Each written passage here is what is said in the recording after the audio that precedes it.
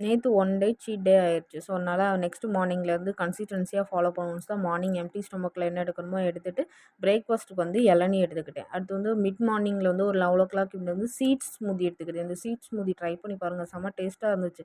Pumpkin seeds, flax seeds, sunflower seeds, sesame seeds, ஒரு 5 பாதாம் and 3 dates. இது வந்து ஒரு ஆளுக்கு சொல்றேன். நான் எனக்கும் என் ஹஸ்பண்டுக்கும் சேர்த்து போடுவேன். ஸோ, அதனால தான் அதில அதிகமா இருக்கிற மாரி இருக்கு. அது கூட மில்க் சேர்த்து குடிச்சு பாருங்க. செம்ம டேஸ்ட்டா இருக்கும். இந்த பிசிஓஎஸ், பிசிஓடி இருக்கிறவங்களும் இத குடிச்சா கண்டிப்பா ரெகுலரேட் ஆகும். ஏன்னா நம்மளோட சீட்ஸ வந்து சும்மா லைட்டா டோஸ்ட் பண்ணி சாப்பிட்டாலாம் சாப்பிட முடியாது. ஸோ, இந்த மாரி ஊற வச்சு பால் கூட மிக்ஸ் பண்ணி சாப்பிட்டு பாருங்க. செம்ம டேஸ்ட்டா இருக்கும்.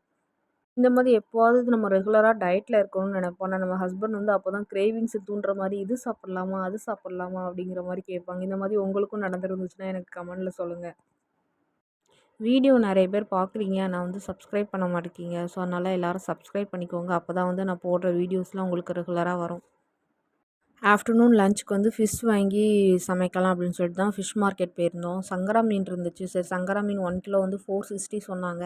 சரின்னு அதில ஒரு 1 கிலோ வாங்கிட்டு வீட்டுக்கு வந்துட்டோம். வீட்டுக்கு வந்து மீன் ஃப்ரை பண்ணிவிட்டு, அடுத்து கம்புக்கூழ் ரெடி பண்ணியிருந்தேன். ஆஃப்டர்நூன் லஞ்சுக்கு வந்து நேத்தும் கம்புக்கூழ் தான், இன்னைக்கும் கம்புக்கூழ் தான் ரெடி பண்ணியிருந்தேன். இந்த வெயிலுக்கு வந்து அதுதான் சாப்பிட்றதுக்கு நல்லாயிருக்கு அப்படிங்கிறனால கம்புக்கூழோட மீன் ஃப்ரை வச்சு சாப்பிட்டு லஞ்சை முடிச்சிடலான்னு சொல்லிட்டு, கம்புக்கூழ் ப்ளஸ் மீன் ஃப்ரை வந்து ஒரு 4 பீஸ் மட்டும் எடுத்துக்கிட்டேன்.